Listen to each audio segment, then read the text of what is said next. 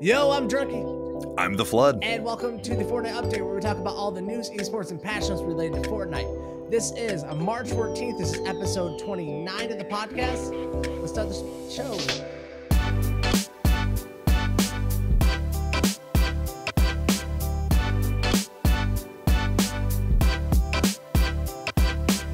All right, Flood, so quick programming note. Last week I put up the title and I said it on the podcast.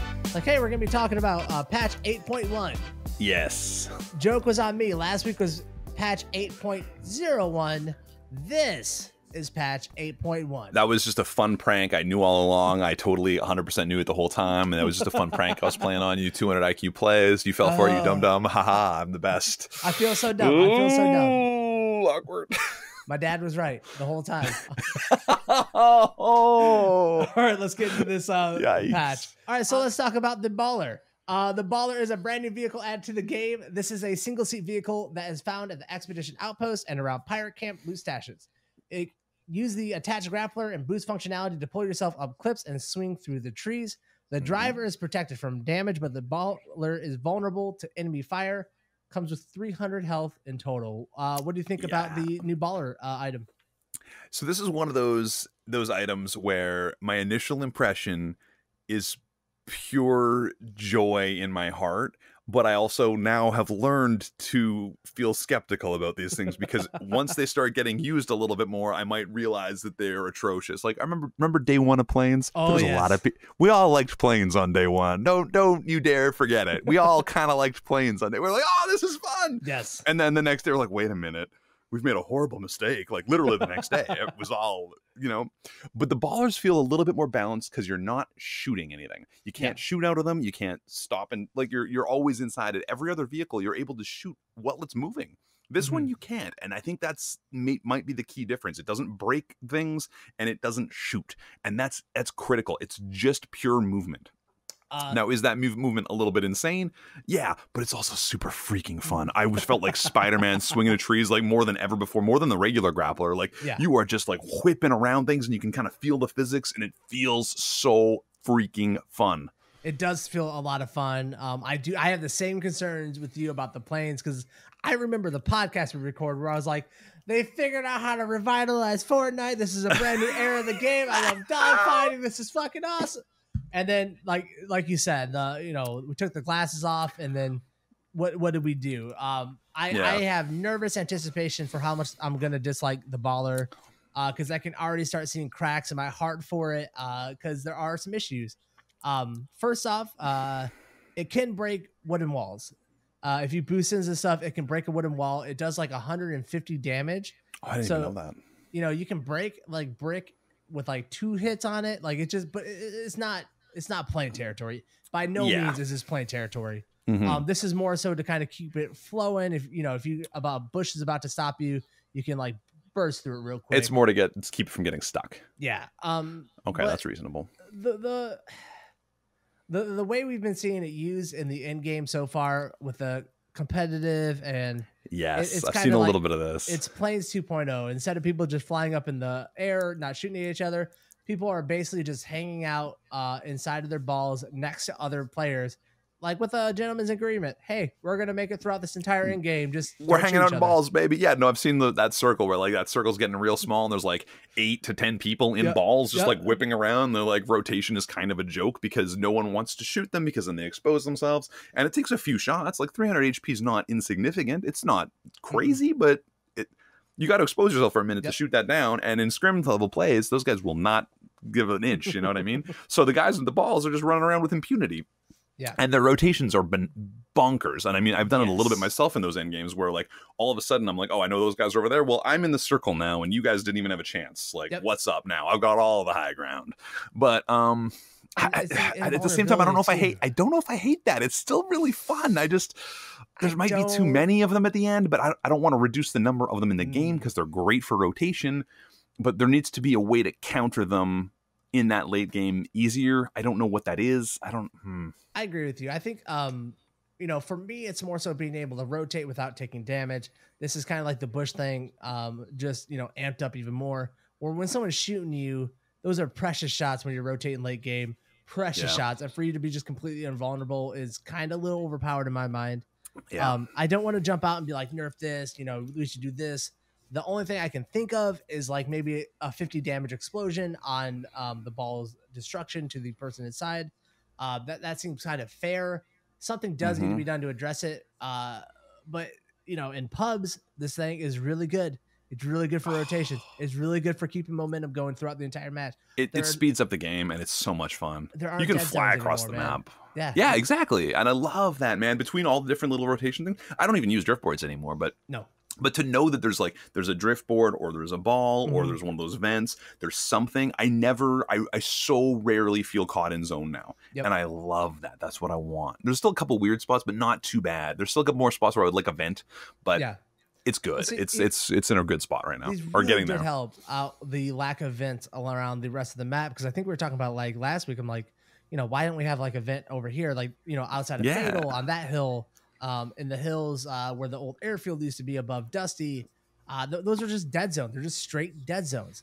And if you go to basically where a pirate place is, you're gonna get a ball.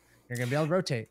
It also adds so much more useful. And so again, the pirate camps are already by default useful because of those cannons and some of the mats and some of the stuff that's going on there. But now they're even more useful because they often will have the ball. Also, the little airfields, the outpost camps or whatever, they feel like thematically like they make more sense again, because at least now there's something there. There's like they're not there on their own for no reason without no plane, but now there's these balls there, and I'm like, oh, okay, now there's it all fits again. Everything feels good again, like it feels complete again, sort of, and I like that.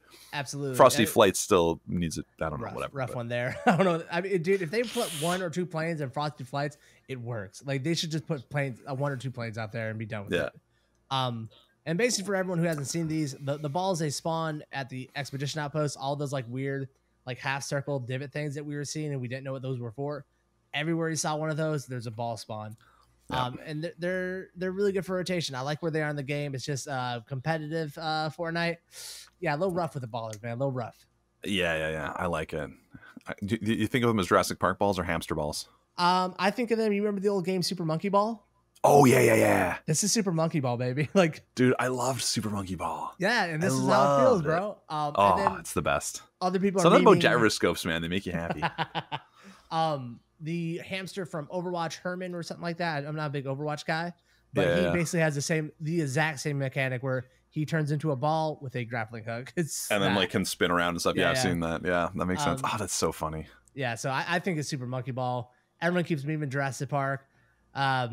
I guess so, guys. I guess so. I keep saying hamster ball, like, oh, go up there and get a hamster ball. Like, I can't help myself. Like, I know what else to call it. So I'm like, I'll grab one of those hamster balls, and I don't know. It's weird. Also, anyway, it's fun. Quality of life, funny thing with this, I don't know if you've noticed this, but when you're using the boost on it, if you look upwards, you get more momentum and speed than if you just do it going forward. So a little. That's sweet. Yeah. Like really, there's definitely something with working your WASD keys with your mouse when you're grappling, and like how to like swing around to get momentum as opposed to going straight at things. Like there's a little bit of techniques to it, and it's fun. Like it just feels fun. Oh my god! And going from mountain to mountain and tree, and if you plan your grapples correctly, like it is nuts. It's so good. The movement is nuts. How fast you can get going. I think we gush all day about the baller, bro. Like, I know it's a really fun. Good idea. We should just appreciate this moment before we all hate it. You know? Yeah. Because right now it is pure just joy in my heart, like fun. Like I feel like a kid every time I'm using it. Anything that makes me feel like Spider-Man from PS2 back in the day. The first time I played that, when you were swinging from buildings, something about that feel was so magical. Like they just nailed the movement and the feel of it. And anytime I get even just an inkling of that, I'm like, yes, it's so good. I love it. All right, let's move on to the infantry rifle. The infantry rifle has had its common rarity removed. It is a comedy, the infantry rifle. You're right. Yes, it is a comedy. Sorry for that little Freudian slip there. They also increased the size of the infantry rifle's projectile slightly. This should result in hitting shots being slightly easier. Wow. Okay, I didn't know that. That's interesting. So the hitbox of the bullet is different now. Yeah, that's weird, man. I don't. I am surprised. I really haven't used it. I gotta bust out some infantry rifles now and try it out. Yeah. Interesting that they removed the common rarity. This definitely solves a lot of the problem of the floor loot running around where it's like infantry rifle, because the heavy assault rifle has had its rarity adjusted. from rare, Yes. epic, and legendary to common, uncommon, and rare, along with a massive nerfs that we'll talk about here in a second to its base damage, scaling from 3638 to 40. Yes. So what are your thoughts on the infantry rifle before we go further? Well, I did not know about the thing with the projectile. It makes me want to try it because if I'm honest, I still just don't pick them up. Even when I see a blue one, I'll take the gray AR. Yeah.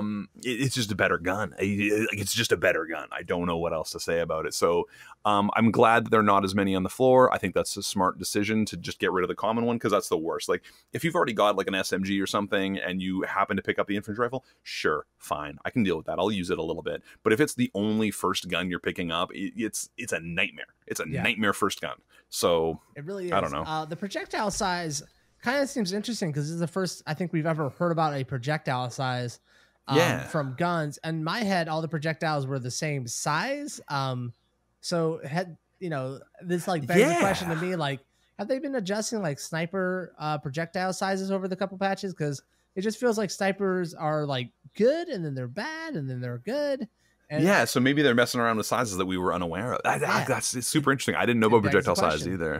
Like, because I know there's times where hunting rifles, I'm like, I've hit that shot before. What is that? Where did my shot go? Oh, maybe. And I always blame it on latency or something weird, but maybe there's something else going on. Yeah, absolutely. Let's talk about the heavy assault rifle, the AK-47. Dropped in rarity. You see it all over the ground now. This is a starter weapon. It's no longer like an upgrade. But man, this damage nerf is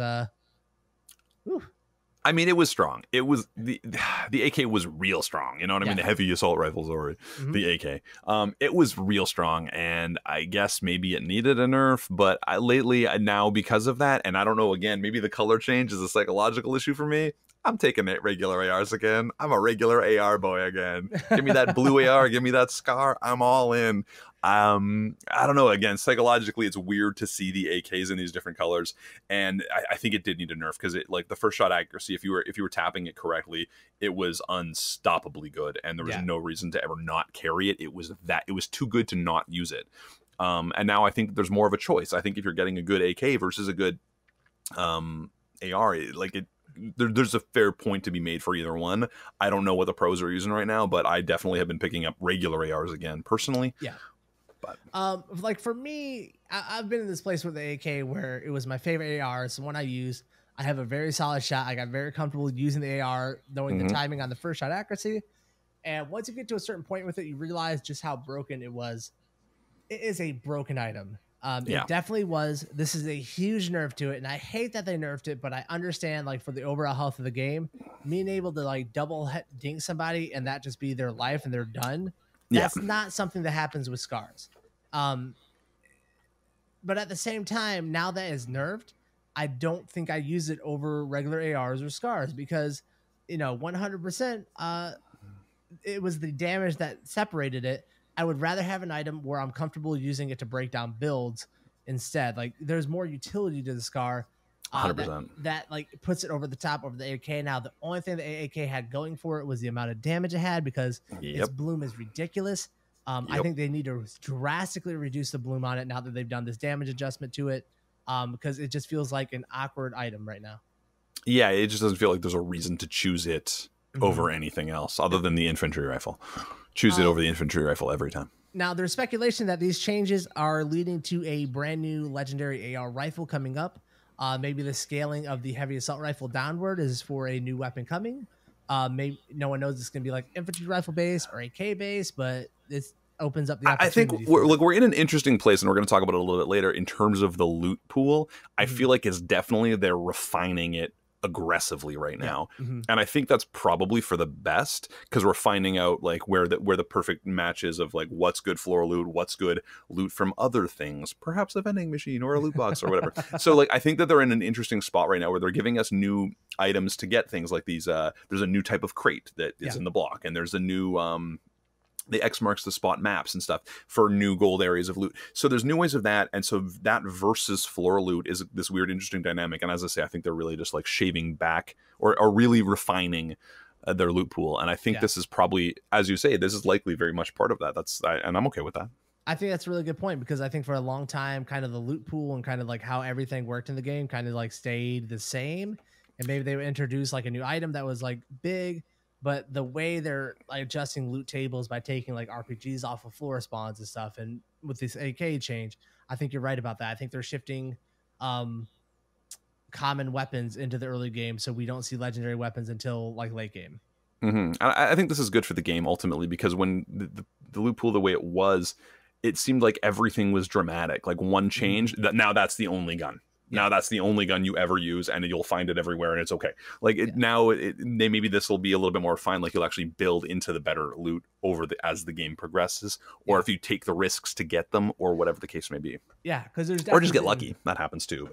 But like, there's been power creep in this game. Like you wouldn't imagine with the heavy sniper doing 150, the AK doing this. I think this is the first, shot they're taking at like scaling back the power creep that we've been experiencing by addressing the AK. Hopefully the heavy sniper rifle's next because, let's be honest, 150 damage for a body shot, a little rough there. When you're hitting like 157 shots, especially when you're playing something like Gauntlet, where most people are running around having maybe like taken a little bit of zone damage or whatever, often having like 148 health or something weird like that. That's like often where people are running around like 85% of the time, which means one shot kill no matter what. Yep. That's a little aggressive. Yeah, so... All right, that's the AK forever be in our hearts because that was my main item, man. That was it was so good. It was so good. I know. All right, clingers, small reduction to the stack size. You can only carry 6 clingers at a time now. This is a reduction from a max stack size of 10. I don't, clingers, they're here. Still waiting to see max stack size of 0, but 6 is fine. It's on the right. You're on the right movement. The progression is correct. Shock clingers are still in the game at this point. I think it's weird. I think it would be very easy for them to vault this and just bring back grenades. And I don't, if the clingers were operating well, I wouldn't say that, but we're still at a place where they're still doing damage through walls. They're still, if you stick somebody and then they build a wall, you will still get damaged. That's gotta get fixed, man. If they could fix clingers, I think I like clingers better than grenades. And I know that seems crazy to me, especially to me for like years of, or however long of like hating on them. I don't know. I think I've come to a weird place where I think I like them better because of there's more control to them. They're a little bit less random and bouncy, but they need to work correctly, as you pointed out, in terms of what's defending against the explosions and how that operates. Or just get rid of all of them. Just get rid of all the hand explodes. I think if we're going to keep the clingers in the game, we have to, no explosions in this game would be nice. I think that if we're not going to have grenades, the clingers need to go back to a place where that a clinger falling off a build that was destroyed doesn't explode them. And I know that was a rough place to be in, but the way people are turtling up right now and we don't have regular grenades to deal with it, the clingers are a little bit tough, man, because if someone turtles up, having a grenade was a huge option because your grenade would fall into their box if you destroyed the top layer. It would just fall in unless they're fast enough. Clingers are at a place now where they just you can't deal with the turtle the same way. I wonder if there's like a place for an item that worked like a C4 where you threw it at a wall, but it only destroyed the one wall that it was connected to and somehow blocked building in that slot for like half a second. Like it was the wall replace item essentially, you know what I mean? Like something that like That's blocks building in a very small zone for a very small, almost like the stink bomb. Imagine if you couldn't build in the stink. You know what I mean? Yeah. Something along those lines, but just in a really small 1x1 type area to deal with turtling. Like, I don't know. Is that a crazy idea? Is that a bad idea? It might be a horrible idea. I don't know. It might be a horrible idea, but it's definitely like, I don't like turtling in this game, but I do know that turtling has saved me multiple times. The only reason you can do solo squads is because you can turtle. So that would be good. But yeah, maybe that would be interesting. Like kind of like an EMP type of item where like, oh, you can't build. And I'm literally thinking not even like a full 1x1, but I'm thinking like a wall. Like you throw it at that wall disintegrates, and now for some reason is like a shield for a minute. Sure. Or 30 seconds or 10 seconds or whatever it is. Work, man. Like something. Yeah. Maybe. It forces them to build back in their turtle. Yeah. It just does something. You know what I mean? Like I don't know. I don't. Maybe it'd be terrible. Yeah, I mean, I think at a certain point you have to make a call when you're turtling. Like you should be forced into a decision to get out of this or not, and you just can't do that with clingers. Yeah, I think I just still think stinks are the better item. I'm going to carry them over clingers. You're right. All right, let's talk about a huge change in this patch. The vending machines have been completely reworked. They remove the material cost from a vending machine. Each vending machine will now be destroyed after claiming an item. Common and uncommon vending machines have been removed. Remove the mounted turret from the legendary vending machine. So basically what this is, you still have 3 items in a vending machine. You run up to it, decide which item you like to purchase. Once you purchase it, the vending machine goes away and you have an item free and clear, no money at all. And you purchased it for free. Yeah. For free. Yeah. Big rework to vending machines. What are your Huge impressions? rework. And at first I was like, this seems like it could be terrible, but I actually really like it so far. I really like it so far. It makes me actually care about vending machines. For a long time, I just didn't. And every now and again, I'd be like, that's this, and then I'll have to farm for that. That'll suck. The whole disappearing thing adds to kind of an RNG element because it's whoever gets there first. But there's a lot of times, like I left a zone the other day, like I left the block the other day and I had no shotgun and I saw a blue tack in it. I was like, oh, perfect. I'll grab a shotgun. I got something now. Or, oh crap, there's a big shield in that one. Okay, I'll grab a big shield. I'll be topped up. That's perfect. And then you just grab it and you're rotating into the zone or doing your thing. I really like this. Like I'm surprised that I like this, and I'm surprised at how much I like this. It makes them feel really relevant. They are extremely relevant. I don't think that the importance of them has kind of came down to the average player in pubs, because I still see a lot of vending machines up throughout the matches. I think they have the opportunity to be very overpowered. I think that they need to be adjusted. The loot pool inside of them, I don't think you should be able to drop to a rocket launcher for free as your first thing you get. That's something we kind of got away from, and maybe it's like a small oversight. But it is... the vending machines has become extremely powerful. Most of the time, I'd rather land at a vending machine than try to go for a chest, because at least I have a choice at what I'm getting out of there. Because like you said, grabbing a blue tack early game is massive, dude. Purple pump, man. I grabbed the purple pump out one the other day. I was like, whoo, let's go. Yep. So big vending machines are relevant again. They are back. They're very relevant. Like I look at them every time now. Like I care. I didn't realize how little I cared about them until now. Yeah. So I think this is something like we're going to keep an eye on as a community and rage about. I know there's a couple of bugs in the game that are available. You can, if you bind it to your mouse wheel up, you can get 2 of the items. That's some tricky stuff. There are clips of squads all hitting the interact button at the same time and everyone getting 4 rocket launchers out of it. So, oh my God. Yikes. Okay. That needs some quality of life things, some fixes. Yeah, just a couple little tweaks, maybe a couple little tweaks. But overall, the vending machine, it's nice that it's getting some love, and it was reworked because it's something that we were talking about. Interesting item again, and I like it. I'm so far I like it. So far I like it. I'm giving this a chance. I'm into it. I don't even mind the 1 rocket launcher. I think that could still be okay. You're only going to get 3 shots, and if no one can land on a gun and kill you, I don't know. Like I'm interested in this. I think it could work. I think this could be. I'm okay with it. Yeah. All right. So the next thing for the items and weapons, the treasure maps have had its availability across the board reduced from floor loot and chest loot, both down pretty big. Very noticeable. What do you think about treasure maps now that we're like 2 weeks into it? And I don't find them as often, right? And it seemed like they were everywhere in the past, and I only do it out of convenience. 9 times out of 10, I've already got a good kit or a good enough kit that it's not worth risking running out into some open spot or some random spot. Every now and again, it is fortuitous, though. Like I'm like, oh, I could really use 2 of these things in my kit, and maybe I'll go over there. It's pretty close. It happened to be close, and the zone's not coming yet, so I'll go check it out. But it's kind of a maybe I will, maybe I won't. They're not. I don't rely on them, but it's a nice little treat sometimes. Yeah. I think they definitely need to rework the treasure map idea. I think it's good. I just think it needs a lot of changes, because most of the time I won't pick up treasure map because 9 times out of 10 the treasure will just be way too far away to be worth my trouble. And take me back into the zone practically a lot of the time. Back into the zone, back to previous POIs that have been looted already. Yeah. So I think they need to be a little bit closer to the point where you pick up the map. I don't know how it works underneath the hood, and like where they decide what it is. But I would like to see things that are more easier to get to than what we're dealing with now. I would also maybe like something where, I don't know, maybe actually marks your map. And so you don't have to carry it as you're running around. So it's like, oh, this is there. And then maybe it shows it to everyone. Yeah, what if you used it immediately and then it was on your map? Yeah, that would be kind of cool. Something like that. Like it's a used item, like a consumable. That might work. I don't know. And maybe it shows everyone in the area that it puts it on their map too. It's like, or everyone can see the light beam then, something like that. That would be interesting. Yeah. That could create some real kerfuffles. Okay, I'm interested.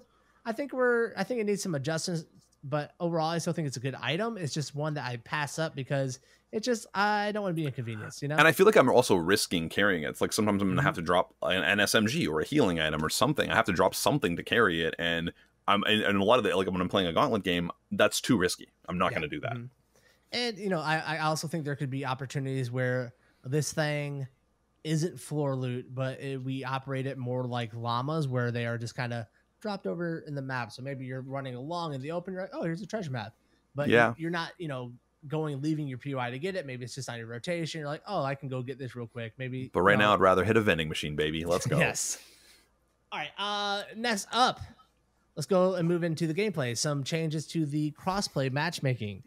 Ooh, for our console lovers out there, what's up, guys? We care about you. We care about you. You know you love your girl.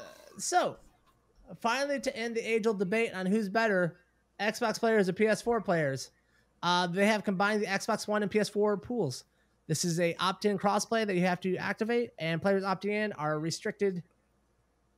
Are opting out are restricted creative mode and playground modes. Xbox One, PS4 players, who do you think's gonna win? Flood? Who do you love more? Oh man, whoever's got the Scuff controller, probably. I don't know. Yeah, not a sponsor. I don't know. I honestly just don't know, man. This is an interesting one. It's like, you know, people have been wanting people to play these two consoles together for a long time. Epic finally made it happen, and I think it's kind of went over the radar a little bit. I'm glad that it happened. I think it's a really good thing, and it's a really good feature. I think that the debate between who's going to win, Xbox players or PS4, is a false start. It's like it's console player versus console player, and I feel like that's the difference. Yeah, I think the controls are ostensibly, it's whichever one you're more comfortable with at that point. You're both getting aim assist. You're both getting the same essential basic, like the game's going to run essentially the same for both of you, I assume, frame rate wise and all that jazz. So like, good.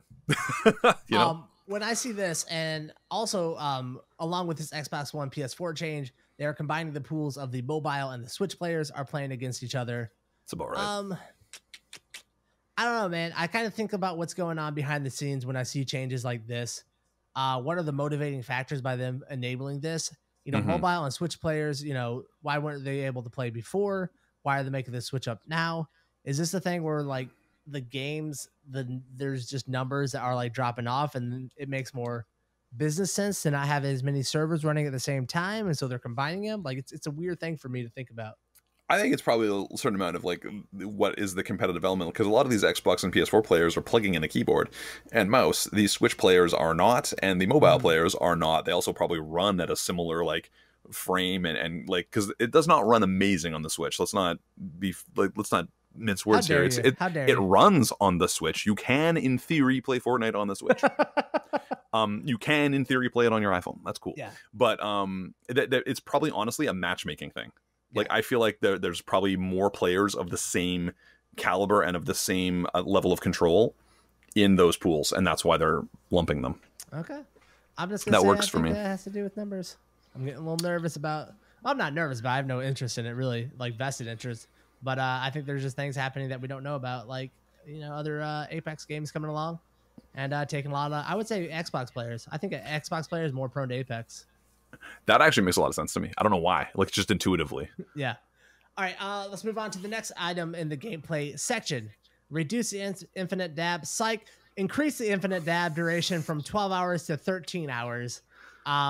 Thank God. I'm waiting for that. Will this meme ever get old? Will it ever get old? Or I like that they're getting so cheeky that now they're including lines that aren't like that are joke lines about it. Like, it's getting ridiculous. I don't know. Next up, massive change in the game in terms of gameplay.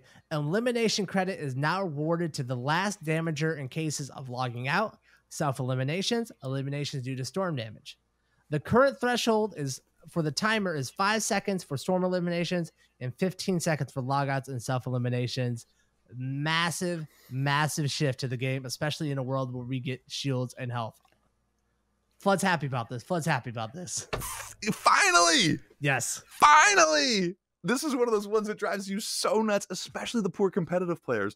Those poor bastards, like when they're playing high-level competitive stuff and like a guy purposefully wrecks it or like disconnects or jumps into the storm or jumps off a build because he doesn't want you to get the... Screw those guys. Because they're being dicks. You know what I mean? They're being dicks. Don't be a dick. Don't be a dick, kids. But screw those guys. But now it doesn't work. Now you're still awarded. Like if I punished you and you were down to 2 health and then you jumped off your like, I still get it. I still get it. I get my 50 health. I get my kill credit. I feel happy with myself because I killed you and we both know it. I killed you. Don't pretend. You know what I mean? Like if I cut off your legs and then you fall down, you fell down because I cut off your legs. That's the way it works. I don't know. It made no sense. I don't care, but I'm so happy. The stakes of this just got so high really quick. The point is, I did the work. The work. You did do the work, and now you're going to get the credit for it. And this is a great change. How many times did you jump in tilted towers, land on a roof, get the first gun, take 2 shots at somebody, and they jump off the ledge, and then like, you got nothing to show for it, man. This just made Tilted Towers so much better. Yep. Like it's crazy. Like it's a buff to Tilted. In competitive, man, it is huge on rotations. It makes it valuable late game to just tag somebody once or twice while you're running because they might die to the storm and you get 50 health for that. You get a point for that. This is getting those tags is so important in competitive. Like when you're playing any of these ones, it's important to just like take those tagging shots because all you're doing is reducing the health pool of your future opponents. That's a big deal in competitive. Like every dink, every damage matters. Yep. Like sometimes people are all about pushing for kills in their pub. Ignore the kill. Just get those little bits of damage every now and again. That is value. Every shot counts. All right. And so now it counts even more. It's a good thing. All right, I love it. It's a great change. It's something I think we've been waiting for, I don't know, for 8 seasons. So very happy that this is finally upon us. Quality of life, they added visual effects for the siphon on elimination. I think this has to do with maybe the fall off and stuff. So basically, you know, when you get your shields and your health from the opponent, just a small little indicator. I like it. Yeah, that's cool. Next up, players can now build as soon as they impact anything after being launched by a pirate cannon. This is nice. You know, sometimes you hit the side of the mountain and you need to build real quick. That helps you out a little bit. Especially if you're about to slide down a mountain because you built or you launched a little bit not where you meant to. That's good. It's never happened to me. I don't know what you're talking about. What are you talking about? Players can now dance while holding a balloon, which is exciting because I've been trying to infinite dab for 13 hours while I'm sitting on a balloon my entire life, and now I can do it. He talks about it all the time, guys. When we're off camera, off stream, all he ever talks about is I just want to infinite dab on a balloon so bad. Yes. Anyway. Added pirate cannon audio visualizer to the HUD icon to be a cannon. Nice. Real quick, side note on cannons. They need to rework cannons a little bit. A little hard to shoot those things. Dude, I still have that thing where you have to like deal 100 damage to opponents with cannons. I never even try to shoot people with cannons. I've tried it a couple times. It is a nightmare. It really is. I don't know how I'm ever going to get that challenge done. I think they really need to have, you know, when you go to throw a grenade or whatever, you can kind of see the arc of your grenade. Where you're going to throw it. I think they need to add that to cannons because like cannons are just something. Tough. It is really hard, and like just maneuvering them left and right, and then getting your ballistics correct. They're a nightmare. Yep, they really are. And you're so vulnerable while doing that. So like, I never dude. want to do it because I'm just like standing still, waiting to get sniped the entire time. That I'm like, oh, a little bit here, oh no, a little back a little bit, no, back an inch. Like I feel like I'm trying to move a couch. No, an inch this side. No, it's too far. Bring it back a little bit. That's exactly what it is, and it's a nightmare. It really is. Players automatically enter the driver's seat when entering an empty vehicle. Small quality of life change. Now we all won't be like sitting on the back of a quad crasher awkwardly in a frog position. Yep. Now there's only one vehicle where that's relevant, but I know. One of the coolest things they've added to this patch is they added custom consume animation to the following items: bandages, medkits, small shield potions, slurp juices, and chug jugs. All these have unique, cool consume animations that show you either wrapping your arm up or chugging a chug jug. What do you think about this? I think they're great. They're really cute. And everyone who's complaining like, well, man, why can't they fix this instead of doing this? It's a different team, guys. There's a different development team within the environment, and one of them worked on this while the other guys should be working on something else. So get over it. It's cute. It's fun. It's a nice little, like, it adds a little flavor to the game. It's fun. Yeah. I like it. I enjoy it quite a bit. Every time I'm using the jug, I'm like, it's the best. It makes me giggle. I love the way the med kit works where you like pour the slurp on it and then patch it. It's so cute. I don't know. I love it. It's a really great change. It's like the spice of Fortnite. It's what makes this game fun and it keeps it light. Is like seeing stuff like this. Exactly. This is for the world. This is for the world building that we've got. And just enjoy it, guys. Take the stick out your butt. Come on. All right, let's talk about the audio real quick. Only one big change is the audio. Added a new audio to the balloons while they are in the air. Oh, thank God. Man, guess what? Someone was trying to kill me today while floating on a balloon, and I totally knew they were there. It was really exciting for me. Real. It was a big moment for me. I was like, wow, someone's trying to sneak up on me. Hey, okay. This guy's dead now. I mean, they were really silent, and it was really fun to use them in that way, like where you could approach and get onto a building without people even noticing you. That was cool. Yep. Nice. That's all I've got to say about that. Yeah, the rest of the audio, we don't got time. The rest of the audio is probably perfect. Yeah, it's so good. You guys know, you play the game all the time. Okay, we talked about this rework last time, and my theory was that a lot of this rework was because they were trying to rebuild almost from the ground up how the audio works so that we get good audio. I want to still cling to that belief, but we're really, really not there yet, guys. Feels like maybe the opposite direction. I'm not sure, but it's one of the things. It's like we see help you me, trying, please. We see you trying, but maybe I don't know what to say about this point because audio is just like a nightmare. I have no idea. Maybe they need a new guy. Like maybe they just need to hire a new outside guy to come in and give them with better ears, different ears, just different ears. Like I'm not saying anything bad about your guys, but like headphones. Maybe we gotta send them new headphones. Maybe that's I don't know. Like, what are you guys using? I don't know. Epic Games. Can you guys get a headphone sponsor for Epic Games? Is there any? Sennheiser, get in there. All right, what's going on here? Mode has been added to the game. A blast from the past. The getaway is back in the limited time mode. This is a mode where you can find 4 jewels around the map. You and your squad take a jewel to a getaway van. Once the getaway van goes away, you win the match. That's it. You don't have to kill people. You just have to get a jewel to a thing. Interesting this time. Yeah. Oh yeah, you gotta live. Interesting this time. They added rewards for winning multiple games. There is a jewel backpack, and at 1, 5, and 10 wins, you get a different color. It's nice that like the limited time mode have like a reward for playing them now. We had a reward for this last time. We got the crowbar and the other stuff. Like the getaway was always gave us some free swag, and that was the reason that I played it, and that's the reason that I'll play it again. And then as soon as I get my cool swag, I'll be done with it. Yeah, because this is like one of the easiest game modes like I've ever experienced. It's a dumb game mode. I'm sorry, Fortnite, and I know you're trying, and it's a cool idea, but it's a dumb game mode. It just like I thought it might be cool, but it just really isn't fun. Yeah, I was reading. I don't know what to tell you, and I was like trying to see if they changed anything. I was hoping, there's some like bolded letters here, and I'm like, man, I just forgot about the getaway so much. I have zero idea how it used to play, like the ins and outs of it. Like, there's going to be 4 jewels on the map at all times. I'm like, was there not before? I don't. Yeah, you had to wait for them to spawn, and then everyone tried to run to them. I remember that. And so maybe this is a better version. I'm excited to try it a little bit, and because they're going to force me to get my sweet back bling. And so like I'm down with that. I was kind of hoping it would be on a new map or something because I know they added like that sandbar in creative. I was kind of hoping there'd be like a different map just for this with like maybe it was like just Tilted Towers on an island and you're all trying to like break into a city. I don't know, like anything, just something different. I don't know. It's fine. Whatever. Sure. The servers run great for this LTM. Just throwing that one out there. Yeah, the regular ones aren't like. Oh my. I had a great ping on this one. I don't know. Oh, did you? I tried it once, and I had for me, great ping 50. Ooh. All right, other people's nightmare. Tournament updates. There are new events into the game. The Gauntlet the Gauntlet solos and the Gauntlet duo test events are back, and instead of running for 2 days, they are 5 days long. That they've been doing? And all day, 24/7, baby. Well, not 24, however many days. Yeah, 24 hours. No time limit. It's not done at 8 p.m. or anything. It is just you can play it at midnight. You can play it at 7 in the morning. It does not matter. You can play when you want to play. Yep. Love that change. A couple of adjustments. They reworked the 10th playthrough reward to 15th place. So now if you reach 15th, you get 2 points. They also increased the bus fare from 2 points to 3. So now it's going to cost you a little bit more to jump into every match. And now they're also, along with the 15th place finish, 7th place finishers get additional 2 points instead of 5. Pretty good changes to the Gauntlet overall in terms of point structuring. I think it really helps it out.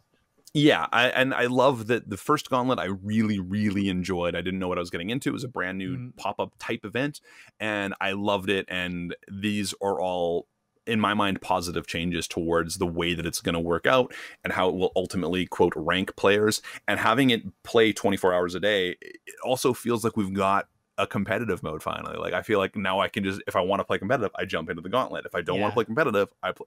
Like this is them fleshing that out, and I am so excited about that. I'm just gonna say this about it because I know you're super excited about this competitive mode. You're about to break my heart. This is not it. If this is what the competitive mode is going to look like, this cannot be it. Because I played one good game, got a ton of points in it, put me in the top 2%. And from there, I've had 7 to 10 minute queues. There are, scenes the queues are brutal. Getting 50-minute queues. like I should not play one game, be in the top 2%, and then have 7-minute queues. When you're playing other games like Overwatch or Counter-Strike, it takes you, a week or so to build up to a point where you're getting like 30-minute queue times. I understand why it's so hard to do it.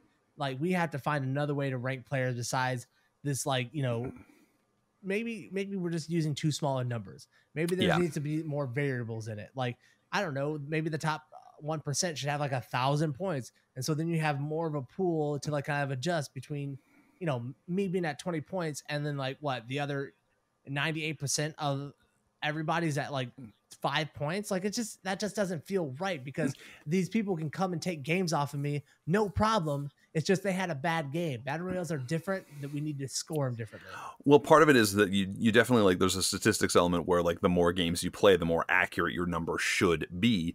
And as you said, there's big swings in the current number system. Like, it's big swings. Like, I can have a bad streak of like 3-4 bad drops or scuff drops, which, again, like, one of the things that Gauntlet teaches you that I do like is don't scuff your drops. Like, plan them a little better. You can adapt, you know what I mean? But every now and again I lose my mind and I'm like, I'll just get one pumped because I missed the gun anyway, whatever. So the swings are a little bit too big, and I think you're right, that might be just like a numerical thing. Maybe they just widen it out a little bit, like make everything worth less than it is, and have more numbers. And I don't know exactly what the answer is there, but the swings are still really big. It's a little bit, I don't find it hard to get into the top 1%. And, I play a lot of Fortnite. Maybe that's part of that. But as soon as I am in that top 1%, I feel the difference. That's one thing that I do like, though. You really feel the difference between being at a 10-point game, a 20-point game, and a 30-point game, 40-point game, whatever it is. They're all very different. Like, as soon as I hit into 30 area, I'm like, oh crap, that guy's scary. Oh shit, that guy over there, he's scary. Okay, I'm gonna avoid that fight and sneak over here because they're scary. Like, you know what I mean? Like, I know what I'm getting into now, and it plays very differently. And when I'm in 10 points, I'm like, this is a pub. Let's go. Yeah, and I but that's think it good. has to do. I think we're using a number system and a scoring system based off a 3-hour window where you knew a lot of people were going to be playing within that 3 hours. So the queue times weren't that bad at these numbers because everyone was playing during those 3 hours. Now that we're spreading it out 24 hours a day, 5 days a week for this, I think that we need to do a little bit of adjusting, because I find myself wanting to play the competitive mode. At the same time, I find myself wanting to play Fortnite, and I'm not doing that sitting in the queue. You know what? You're 100% right. I think that might be the difference, is because I like that I can play at any time, but at the same time, there is a difference when that's not there. The first couple of games, it felt so much less competitive to me than the first couple of games of last week, because it didn't feel like it mattered. Yeah, 100%. You know what I mean? Yep. There's less stakes on the line because you have way more opportunities to get up. And where this one is leading this time to the Scallywag Duos Cup, March 16th and 17th on the weekend, for a grand total of $100,000 in cash prizes. Woo! As our test prize payment systems leading up to the Fortnite World Cup, we are holding a $100,000 duos tournament March 16th and 17th. The prize pool will be distributed across all the server regions, with official rules and details being released later this week. Participation in this event requires the players to be in the top 3% global or in either solos or duos event as of 12 a.m. March 16th. Money's on the line, man. This is a big step forward for a big game like Fortnite. Yeah, this is really actually a hugely exciting development. It's interesting because last week it was a test one for sure, right? Yeah. That's fine. But last week they also had the finals took place on the Saturday, the duos took place on the Sunday. This week there's no solos, right? It's just the duo cup, and takes place over both days. There's money on the line, but you can qualify with the solo. So you could just like find your duo partner for the duo cup later, I guess, which is interesting. Like, that's a little bit different. And it's the top 3% globally, which is a lot more. Like, that's only 2% difference, but it's a big deal. That's enough to really, lot, dude. In this type of mode, it's significant. Especially because there's a lot of people climbing to big point numbers, like a lot of them. So I'm really, really excited to see how this pans out. I think it's going to be really, really fun. I just like that this is being tested. I like that they're pushing into this world a little bit more and making more official ways to play the game in really fun and interesting ways. I'm so down. The other thing about this is, because of these qualifiers, by the time you get to the finals, there should not be a hacker left. You know what I mean? Like, they should be watching for, like, there's a lot of little things that I think create a quality of life for Fortnite competitive through the official channel that I'm really eager to see how it develops. I think I'm really pumped about this. I'm not going to be in the top 3,000. I'm okay with that, but I'm going to watch it with excitement, and I'm loving playing in the Gauntlet until then. So I'm in. Yeah, other than queue times. I'm down with the Scallywag Duos Cup, the $100,000. I can't think of another game I've played online competitively where they had a built-in cash prize system. In the game. In the game. I don't think with money. I'm not saying it's never been done before. I played pretty popular games. I have never seen this from Counter-Strike to Overwatch. I don't believe I know of any system where it was like cash prize in game. In terms of like esports scenes, this is kind of crazy because this is taking out any third-party infrastructure that needs to be built out. Even if Epic did it, this is all in-house. You don't have to do anything else. It's in the gaming lobby. Like, it's built in there. And I think that's really neat. And it speaks to one of the things that made Fortnite so big in the first place, which was just accessibility. Fortnite has always been a game where like any kid anywhere can jump in and potentially kill one of the biggest players in the world. Any kid anywhere now can jump in and potentially win some money. That's amazing. It really is. That's amazing. So I'm excited to see how it plays out. Over the weekend, I want to see how much money is distributed because over all the regions, I'm interested in seeing the prize. I'm eager to see how that distributes. Yeah, is it top 100 down, or is it just the top 3 guys in the world? Like, what's it going to be? Like, it's going to be interesting. It will, and we'll talk about it on the next update or episode of the Fortnite update. Woo! Episode 30 is coming up, and that'll be next week. I expect big server performance issues. I expect big audio performance updates. It's going to be a perfect game by next week, and I am so excited to talk about it. It's going to be so good. See you guys then. Can't even wait. Bye, everybody. In the meantime, twitch.tv/drunky. Yes. And maybe twitch.tv/the flood. Yes. Check us out on Twitch. Those are our URLs. See you guys next week for episode 30, everybody. Bye now. Bye, guys.